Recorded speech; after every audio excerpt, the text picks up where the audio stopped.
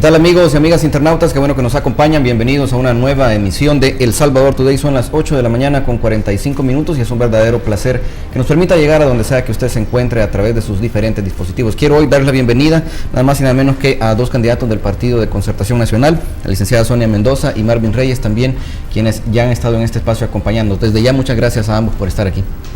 Al contrario, Luis, muchas gracias a usted por la invitación. Marvin, buenos días. Un gusto estar aquí con ustedes y un saludo a todas las personas que nos están viendo. Gracias, buenos días a todos. Gracias, Luis. Gracias, Sonia. Un saludo a quienes nos sintonizan. Excelente. El primer bloque de El Salvador Today es cortesía de Megablock. Este espacio es presentado gracias al gentil patrocinio de... Los mejores productos de concreto los encuentra en Megablock. Calidad al precio justo. Llámanos al 2523-2300.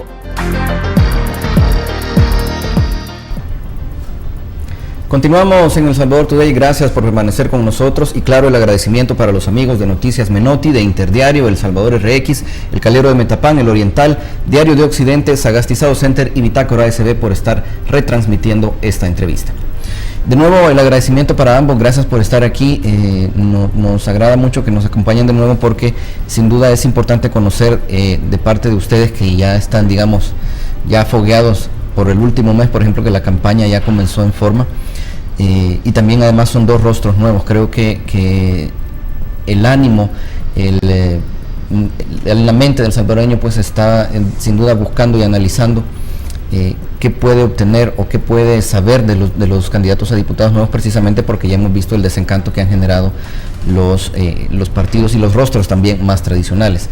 En primer lugar, quisiera que por favor me comenten ustedes cómo han evaluado el desarrollo de la campaña en el sentido de, primero, la receptividad de la gente, ¿no?, de poder romper esa barrera del desencanto que ya mencionábamos, y también en cuanto a propuestas, ¿qué les ha dicho a la gente? ¿Qué clase de soluciones están esperando o buscando de parte de los candidatos? Por favor, licenciado. Sí, Luis, en realidad cuando empecé la campaña fue costoso, fue difícil, porque cuando uno se acerca, mire, soy candidato, decía, otro político más, otro mañoso más. Es la mentalidad que tiene la población acerca de la clase política. Y es precisamente cuando uno empieza a abordarla y decirle, miren, nosotros somos nuevos, jóvenes en la política, tenemos otras ideas, otras iniciativas, ya empiezan a cambiar la forma de pensar, ¿verdad? Ya no son como los tradicionales de siempre, que tienen años de estar en la asamblea y no se ha visto nada bueno, ¿verdad? Entonces uno empieza a decirle, mire, estas son nuestras propuestas que traemos, nosotros somos personas con mentalidad diferente, venimos del pueblo, somos de la gente, de la clase trabajadora, queremos demostrarles a los políticos cómo se pueden hacer bien las cosas sin necesidad de caerles mal, pues, a la gente con tantos privilegios que ellos tienen. Marvin, en tu caso, que ya estás, digamos, o has tenido más exposición principalmente a nivel mediático, ¿no?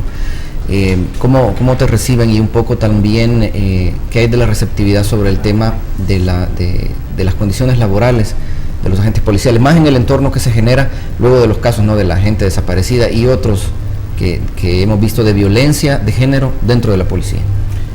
Bueno, para el caso de nosotros, tuvimos que lidiar, ¿verdad?, con ese traslape que me conocieron bajo un aspecto de lucha social a favor de los trabajadores policiales e incluso de otros sectores como salud y educación, que juntos promovimos también pronunciamientos y señalamientos sobre violaciones a derechos laborales de estos sectores. Ese traslape tuvimos que manejarlo con una sutileza bastante marcada, ¿verdad? Porque hay muchos que se han perdido en esta situación.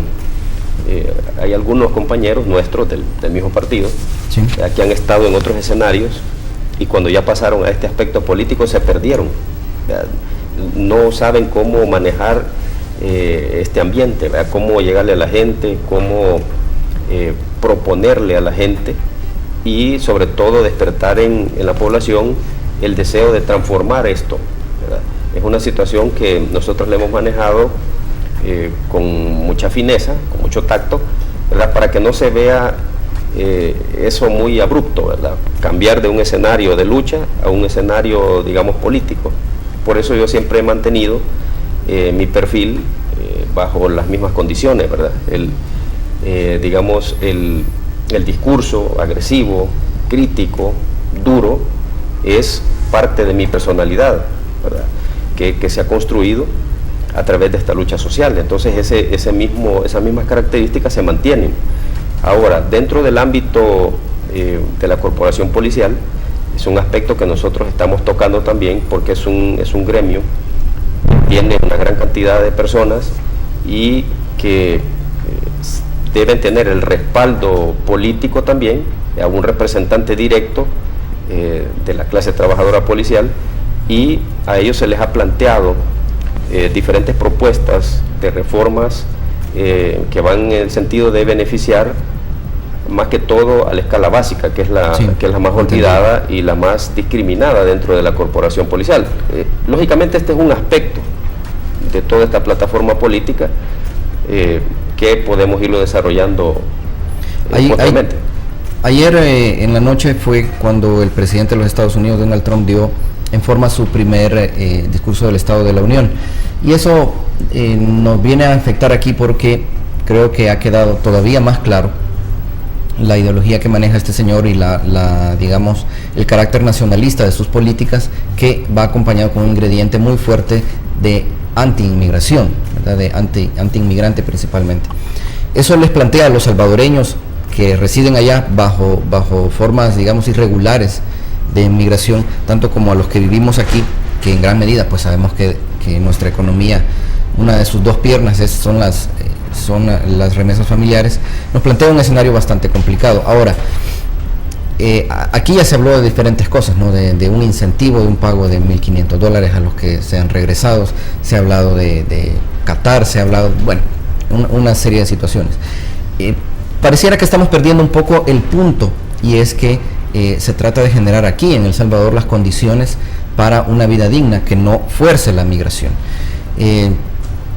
Como aspirantes a formar parte del primer órgano del Estado, donde se regula, se legisla, ¿por dónde creen ustedes que deben los salvadoreños, o mejor dicho, El Salvador como país, no solamente digamos el Ejecutivo, sino El Salvador como país, cómo debe abordar esta problemática? ¿Desde qué aspectos se puede empezar a solucionar precisamente las condiciones que todavía hoy nos obligan a migrar? Licenciado. Mire, Luis, realmente esa iniciativa del gobierno de decir vamos a dar $1.500 a 200 millones de salvadoreños, 200.000 salvadoreños, yo creo que es absurdo, porque ¿de dónde van a sacar ese dinero? Yo creo que tenemos que centrarnos en ideas, en propuestas que sean concretas y reales, no en cosas paradisíacas, de dónde vamos a sacar esa gran cantidad de dinero. Mire, nosotros como partido PCN, una propuesta legislativa que tenemos es crear un decreto especial para la exención de impuestos fiscales y municipales para estas personas que vienen. Muchos de ellos tienen negocios allá, tienen su dinero, pues ni modo, van a tener que regresar a nuestro país, y ese dinero uno sabe que no lo puedes tener en el banco por siempre, ¿verdad? Tienen que estarle dando movimiento. Podría ser que quieran poner un negocio, y como gobierno el ministerio podría darle exención de impuestos fiscales, IVA, pago a cuenta por un cierto tiempo. No estoy diciendo que para siempre, quizá podría ser 6 meses, 1 año. Eso mientras tanto empieza a fluir el negocio, empieza a trabajar. También podría ser en el caso de las municipalidades, pago de impuestos municipales. Pues bien es cierto, todo comerciante sabe que los primeros meses son de siempre estar sacando, de poner. Ya hasta el año, si Dios quiere, empezamos a ver un poquito de ingresos, ¿verdad? Sí. Pero al principio todo comerciante sabe que solo es de ir sacando, y en realidad eso es de beneficio para nosotros como salvadoreños que estamos en el país, ya que eso puede generar fuentes de empleo. Excelente. Marvin, por favor. Sí, por supuesto. Este tema es bastante, digamos, amplio para debatirlo, tomando como base que el TPS es un estatus temporal. La gente quizás no lo vio así cuando se fue extendiendo, pensó que iba a ser permanente. Ahora, el anuncio de Trump manda un mensaje contundente a nuestros compatriotas que están en el país del norte. la cancelación de este programa ponen aprietos a más de 200.000 salvadoreños, ¿verdad? Sabemos que en Estados Unidos hay una cantidad mucho mayor de compatriotas que viven de manera irregular. Ahora, Sonia tocó un aspecto bien importante de la propuesta institucional. Ahora, habría que agregarle otros componentes a esa propuesta, porque en este momento la tramitología que existe para instaurar una empresa es sumamente burocrática. Esa es una situación tediosa. Ahora, estos aspectos hay que promover nosotros, sí. Si logramos este espacio en la Asamblea Legislativa, hay que promover una reforma para la simplificación de estos trámites, ¿verdad? Porque aquí poner un negocio es una odisea. En efecto. Sí, eso es una situación, muchos extranjeros y personas que quieren poner sus negocios se ven obstaculizados por estos procesos burocráticos, tediosos. Ahora, esto lo podemos nosotros promover desde la Asamblea Legislativa para favorecer a los compañeros compatriotas que vienen, bueno, resultado de la eliminación de este TPS. Correcto. Y abonar pues en el desarrollo económico de nuestro país y abonar también para que ellos tengan una estabilidad económica también en ese sentido. Vamos a continuar hablando de este tema y de otros también que nos interesan en el próximo bloque. Les pido que nos acompañen en una primera pausa comercial.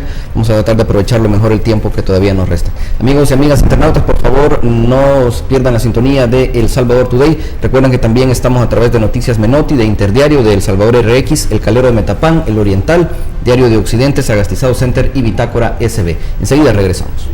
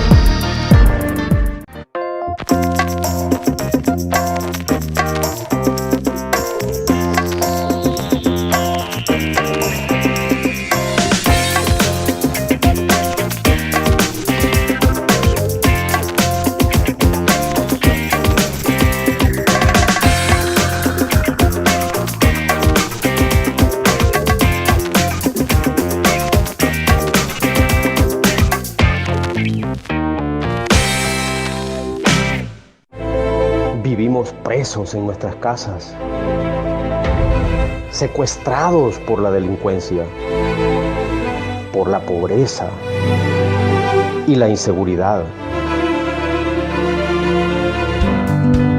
Tenemos que transformar a El Salvador. Seguridad somos todos. Desde la Asamblea Legislativa haré las transformaciones necesarias para reforzar las leyes y darle las herramientas a los cuerpos de seguridad, quienes son los que dan la vida por todos, para combatir la delincuencia y la corrupción a todo nivel. Soy Marvin Reyes, candidato a diputado por San Salvador. Este 4 de marzo, cuento con tu voto. Marca la casilla 9 del PCN. Juntos podemos transformar El Salvador.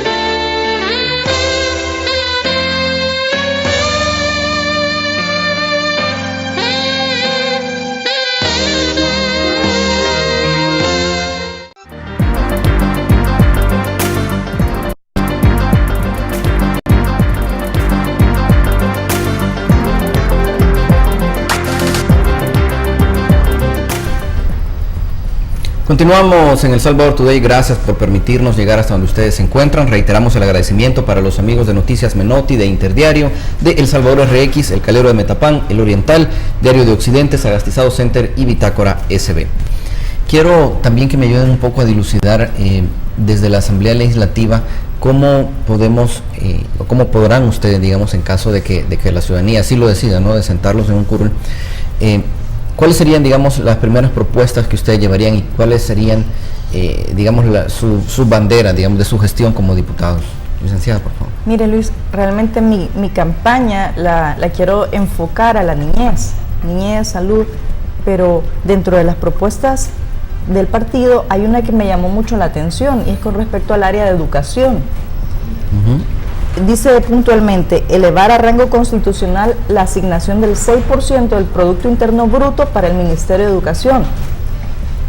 Esto es a raíz de que para el presupuesto del 2018 hubo un recorte presupuestario de 14 millones de dólares. Es decir, al Ministerio de Educación se le otorgó 930 millones de dólares para todo el 2018, teniendo en cuenta que aproximadamente tienen 6.062 escuelas. También dentro de ello tienen 16.000 niños con capacidades especiales. Es decir, es un presupuesto muy limitado comparado con el 17. Si en el 17 estábamos mal, ahora pues, ¿qué podemos esperar con este presupuesto con recortes? Nuestra niñez, nuestra juventud, considero yo que tenemos que incentivarla para que vaya a estudiar. Un niño, cuando llega a su escuela y la ve toda sucia, deteriorada, láminas rotas, pisos sucios, que el baño está tapado, que muchas veces no hay, se encuentran deteriorados, ¿qué incentivo va a tener para un niño el querer ir a estudiar, el caminar a veces kilómetros para poder llegar a esta escuela y para ver ese estado? Yo creo que un niño tiene que decirle, mire, esta es su escuela, algo bonito, por lo menos limpio, pues, que tenga material didáctico, que le incentive a estudiar. Y en este momento, pues, no vemos eso. Marvin, en tu caso, ¿cuál sería tu propuesta estelar, por llamarlo así? Bueno, en el sentido de promover una estabilidad en la seguridad ciudadana. Sabemos que esta es una demanda en este momento. Es importante estabilizar ya el problema de la inseguridad. Y aquí hay que ser bien enfático, porque en esta época de campaña han salido los gurús de la seguridad, que han presentado o se presentan como los que van a solventar el problema sobre este tema.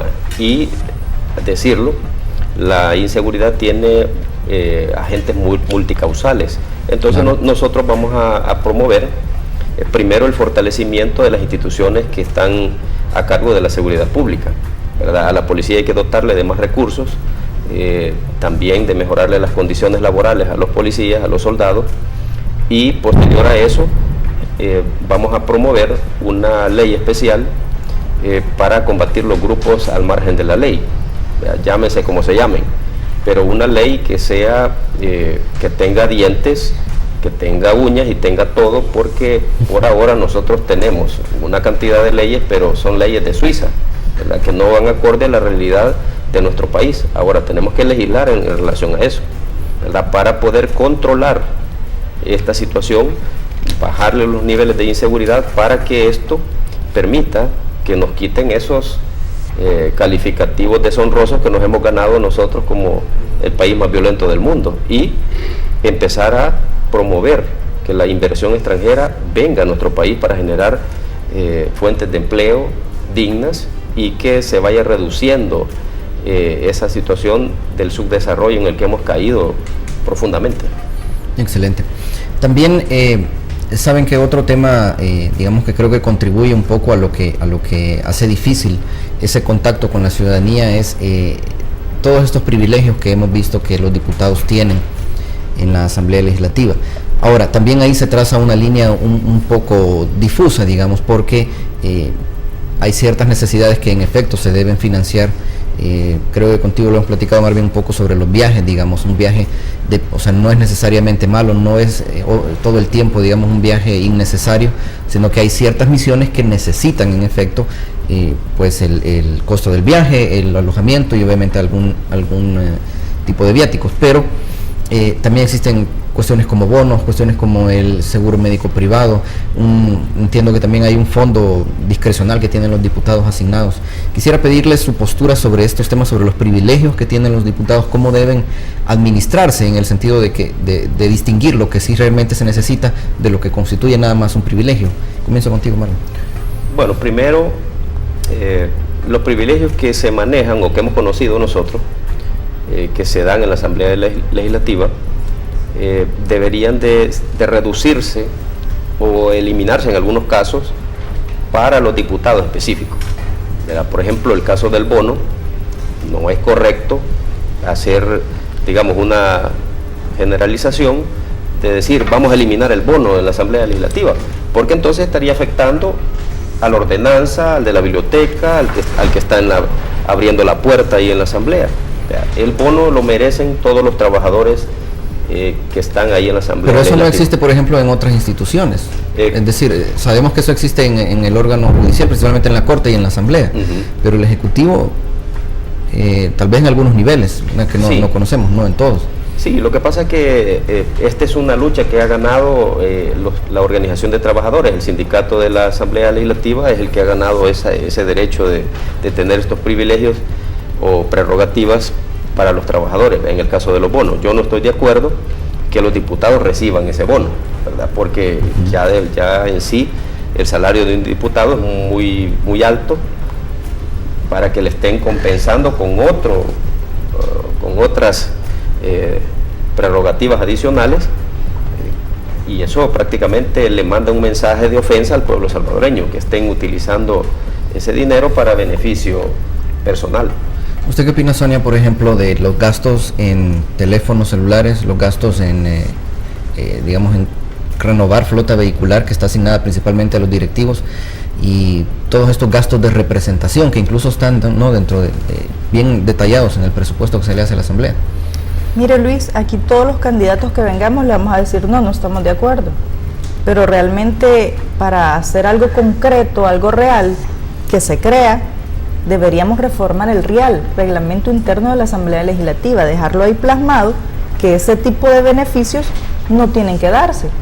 Punto. Si usted pone eso ahí como ley, ya no tienen por qué tener ese tipo de prestaciones, pero deberíamos tener algo concreto, un decreto o reformar este reglamento, y simplemente con eso se acaba el problema. Usted tiene una ley, un reglamento que está ahí ejerciendo, diciendo pero cómo esa van a reforma actuar. no depende de un diputado nada más, digamos. Bueno, esta es una propuesta como partido. O sea, si toda la fracción va a apostarle a eso, significa que nosotros queremos ser transparentes y actuar conforme a nuestros beneficios. Yo creo que una persona trabaja para su salario, su sueldo, ganan bien. Yo creo que les puede alcanzar para su carrito, para su teléfono y su gasolina. No es necesario que de nuestros impuestos tengamos que pagarles eso también, si de por sí a sus sueldos son bastante bien comparado a la remuneración que tiene todo ciudadano. ¿Cuál creen que podría ser, digamos, el parámetro aquí? Es decir, precisamente para volver más tangible esa división de lo que es realmente necesario con lo que definitivamente es nada más un privilegio, algo que los mismos diputados se han dado a sí mismos como una especie de autorregalo, digamos, por decirlo así. Bueno, aquí habría que hacer un análisis, ¿verdad?, de lo que realmente se necesita. Un diputado no necesita, por ejemplo, adquirir o aceptar esos bonos que son el equivalente a otro salario. No necesita andar en camionetas del año, porque un vehículo puede durar unos 10 años. Pues, bueno, uno anda vehículos del año 80, del año 90, pues, y andan buenos. No necesita estar cambiando vehículo a cada rato. También es innecesario esa gran cantidad de seguridad. Eso es innecesario. ¿Para qué va a andar tanto PPI? Alguien me dijo, si a uno le van a atentar con seguridad o sin seguridad, así como está la situación. Ahora, eso es innecesario, y también contratar tanto personal. O sea, yo lo veo un gasto excesivo, pues. Habría que simplificar las cosas. Siento que la Asamblea Legislativa se ha convertido en una especie de usufructo, ¿verdad? Porque donde yo me voy a ir a servir, piñata, digamos. Sí, claro, donde yo me voy a ir a servir, me voy a ir a alivianar, como se dice, y no se piensa en que se va a ir a servir, porque ahí se convierte la persona en un servidor público. Y ese es el gran problema que se ha manejado y que ha venido deteriorando también la imagen de la Asamblea Legislativa, que se va a usufructuar, que ahí se va a uno le dicen ya vas a ir a robar, como que si los billetes están tirados en el suelo, que uno los va a ir a recoger ahí, pero ellos mismos se han ganado ese título por demostrar esta situación de aprovechamiento en la Asamblea Legislativa. Usted me hablaba, Sonia, de una reforma. ¿Cómo tal vez se debería redactar esa reforma? ¿En qué términos de decir, mire, esto se le puede otorgar para su trabajo, lo demás pues ya no pida? Toda cosa, digamos, todo incentivo, digamos, si usted está en una comisión y necesita esta ayuda, esta herramienta para poder realizar su trabajo, ok, ocúpelo. Pero siempre tiene que darnos un informe de qué hizo con esto que se le otorgó. Por ejemplo, un vehículo se va a ir a, digamos, un departamento así como La Unión, Morazán, donde necesita, digamos, ok, un vale de gasolina, tiene que traernos aquí la factura que diga esto lo ocupé para esto, y no que para todos los días, pues. Si usted va a ir a cierto lugar a hacer una inspección de cómo están las situaciones que se están desarrollando, porque a veces tenemos que ser sinceros, sí, o por lo menos un viaje que tienen que ir a alguna delegación, si es de provecho para nuestro país, entonces yo estoy de acuerdo, pero si es solo para irse a tomar una foto con Mickey Mouse, no creo. Y ha pasado, hemos visto funcionarios que han sacado en sus redes sociales ese tipo de fotos. Hemos visto así, ¿no? Exacto. Entonces no considero, yo creo que hay una línea bien pequeñita donde parte en lo necesario y lo absurdo. No debería ser así y deberíamos dejarlo plasmado en el reglamento para que este tipo de cosas sean concretas, pues. Digamos, aquí tenemos en esta ley, nos dice, si usted va a necesitar esto para el ejercicio de su labor, de su trabajo, entonces ocúpelo, pero siempre y cuando lo justifique. Quiero pedirles a ambos su opinión sobre el veto para el decreto que extendía el uso del DUI hasta después de o mejor dicho, solamente para el hecho de votar, pero les pido que hablemos de eso cuando regresemos de la pausa comercial. Todavía tenemos otro bloque para desarrollar este y otros temas, así que por favor acompáñenme. Amigos y amigas internautas, también a ustedes, antes agradecer siempre a Noticias Menotti, a Interdiario, a El Salvador RX, El Calero de Metapan, El Oriental, Diario de Occidente, Sagastizado Center y Bitácora SD por compartir esta entrevista. Esto es El Salvador Today, enseguida volvemos.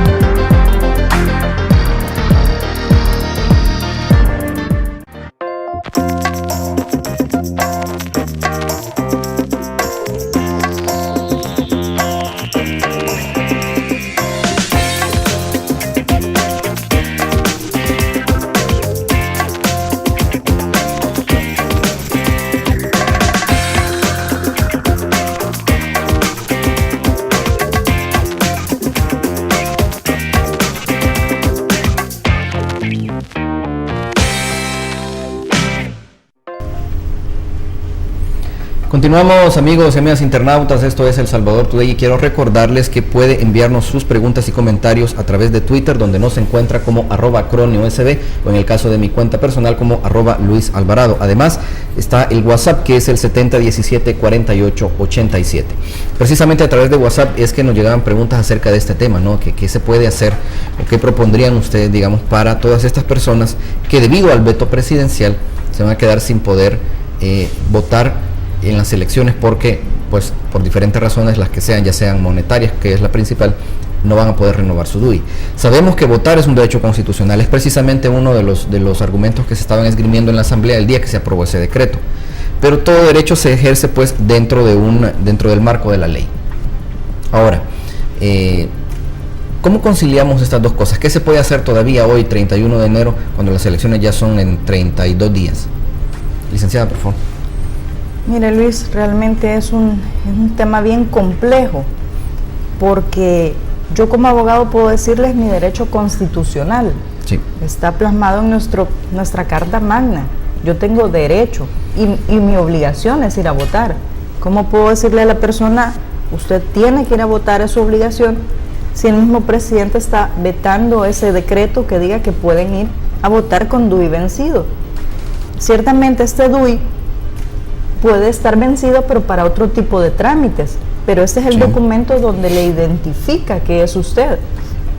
Es decir, están dejando a 195,000 salvadoreños sin poder ejercer su sufragio, su derecho al voto, a decidir quién quiere que lo representen en su asamblea y en su alcaldía municipal. No creo que ese veto deba ser,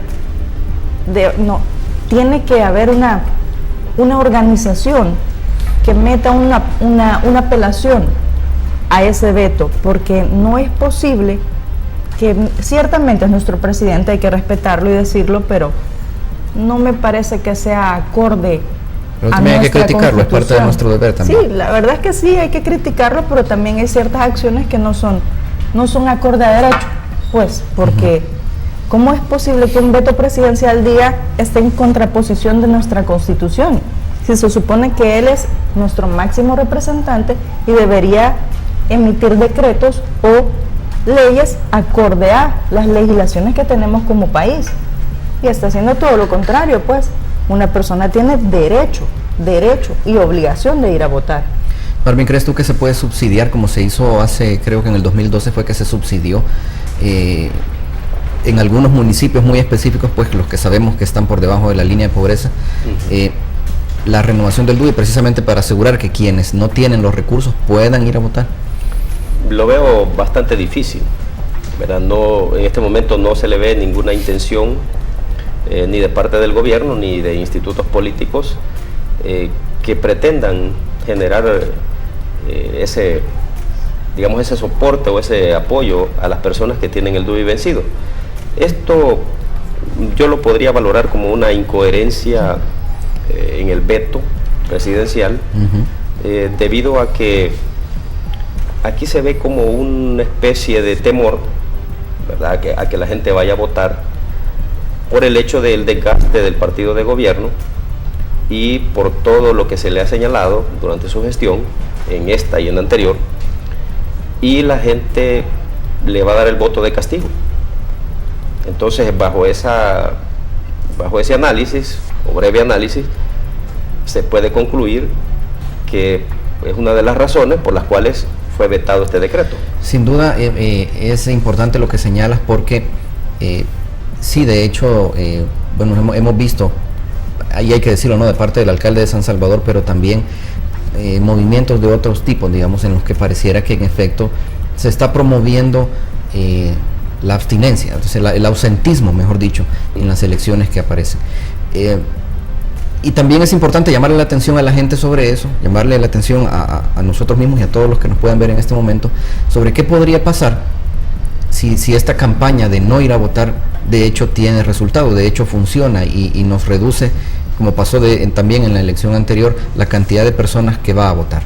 ¿Cuál sería el efecto, según tu opinión? El problema es que la elección va a ser decidida por unos pocos. De ahí estas grandes mayorías que no van a votar y otros que van a ir a anular el voto, que de hecho así va a ser, no van a tomar la decisión ellos, sino que una minoría se le está dejando, por ejemplo, al hueso duro de los partidos grandes, ya que son maquinarias electorales y que ellos todo el tiempo están en campaña, a que ellos, sus bases sólidas, decidan el futuro del país. Aquí la intención no es ausentarse de las urnas, tampoco ir a anular el voto, sino que es llegar masivamente a las urnas y escoger a los candidatos que consideren que tienen las habilidades y tienen las características que representan al pueblo salvadoreño. Ese es el punto, no motivar a que no vayan, o motivar a que lo anulen o que le pongan una serie de cuestionamientos en la papeleta, sino que todo el mundo vaya a votar, pero que ahí decida en las urnas. Sonia, ¿cómo se imaginaría usted que se quedaría o quedaría configurada la Asamblea Legislativa en una elección donde menos de la mitad de la gente vaya a votar? Le estamos dejando la opción al partido que elige a quienes quieren votar. Mire, Luis, en nuestro país las personas tienen un pensamiento bien curioso. Las personas ven la televisión, leen los periódicos, ven sus redes sociales, ellos están informados de todas las noticias que pasan, porque hay medios para informarse.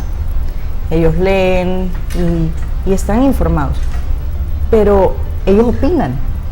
Ellos también opinan, ellos critican, dicen de todo, hablan sobre la política, hablan sobre salud, educación, de todo lo que nos está pasando como país.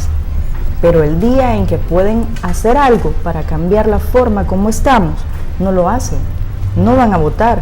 Hay personas que les dicen no vaya a votar, voto nulo, pero en realidad lo que están haciendo es entorpeciendo nuestro desarrollo como país. Están dejando, estadísticamente en las elecciones pasadas, solo un 40% de nuestra población fue a votar.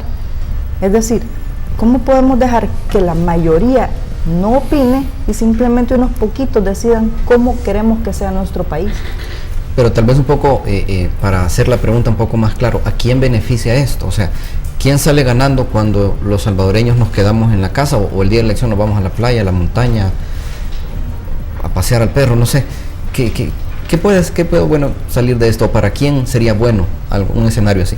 Para las cúpulas partidarias, definitivamente, de las maquinarias electorales más grandes. Estamos hablando de Arena y FMLN, ¿verdad? Porque tú planteabas algo, la configuración de la Asamblea Legislativa en este ejercicio 2018 va a ser muy característica. Y yo pronostico un incremento de los diputados de los partidos de derecha. Eso así va a ser, ¿verdad? Porque la izquierda se ha desgastado muchísimo, ¿verdad? Pero aunque la gente ha mencionado en estadísticas que no quieren que regrese Arena al poder, pero más opciones viables se escasean, ¿verdad? Entonces se ve un escenario otra vez de un estira y encoge en la Asamblea Legislativa, donde se va a dejar los destinos del país igual en estas dos fuerzas que nos han tenido prácticamente en un caos, nos han llevado a situaciones de impago, han promovido ayudas que no sirven de nada, se han ido préstamos a la basura por no ponerse de acuerdo y vamos a seguir viendo más de lo mismo. Por eso el llamado es este, reitero, el llamado es ir a votar, no anular el voto. Quiero preguntarles también, y ya un poco para ir cerrando porque se nos está acabando el tiempo, quiero decirles que a título muy personal considero que también hace falta en el país un mecanismo para acercar de manera constante, es decir, que exista un acceso constante del votante con el diputado que lo representa. Un mecanismo que le permita por lo menos, o que establezca tal vez una vez a la semana, por mínimo consideraría yo, un espacio para que el diputado se reúna con personas de diferentes municipios, obviamente que pertenecen a su circunscripción, a la zona de donde ha sido elegido. ¿Ustedes estarían de acuerdo por un mecanismo de ese tipo y cómo creen que podría funcionar, si de hecho tal vez consideran que sería efectivo? Por favor. Yo creo que de darse ese tipo de métodos, el diputado estaría más consciente de la realidad de nuestro país, porque la gente es bien sincera. Ellos se acercan y le dicen, mire, esto es lo que está pasando en mi comunidad, en mi colonia. Pues como candidato yo puedo decirle, mire, yo voy a tratar de gestionar todo lo posible que esté a mi alcance para poder ayudarles.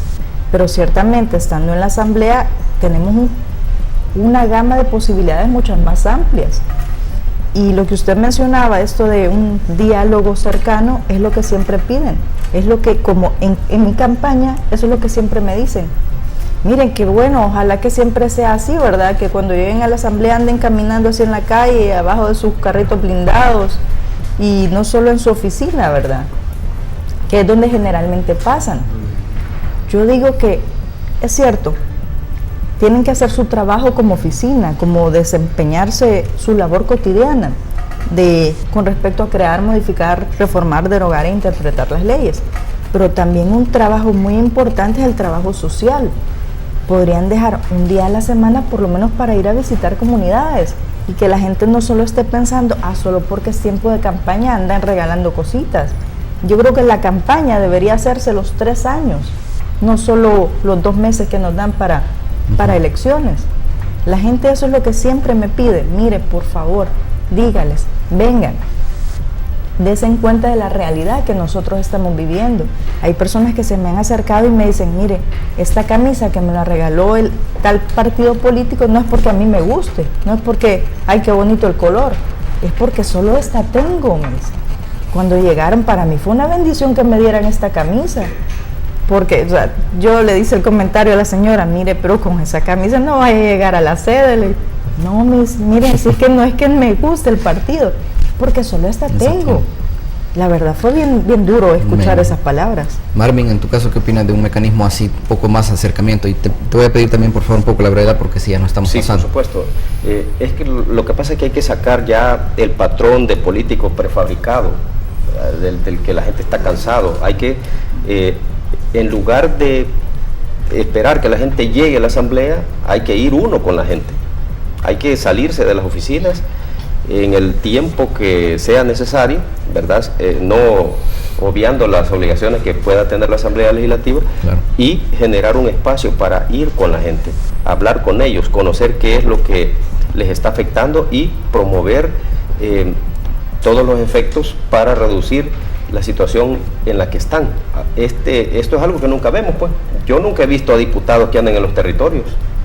Nunca he visto ninguno que ande caminando en algún cantón, en algún caserío, viendo qué es lo que pasa con la gente. Los vemos llegar en carros blindados con seguridad a zonas donde ellos se sienten seguros, donde ellos los van a fotografiar los medios y los van a sacar en los periódicos y van a decir, mire, el diputado anduvo en tal lugar. Pero ese es una pantomima, es un circo. Nosotros queremos la realidad y queremos cambiarla desde la Asamblea Legislativa. Okay, muchísimas gracias a ambos por habernos acompañado este día. Sin duda es importante para todos ir conociendo un poco sus propuestas y además el desarrollo de la campaña desde la perspectiva muy peculiar, muy particular de un candidato. Así que gracias por habernos acompañado.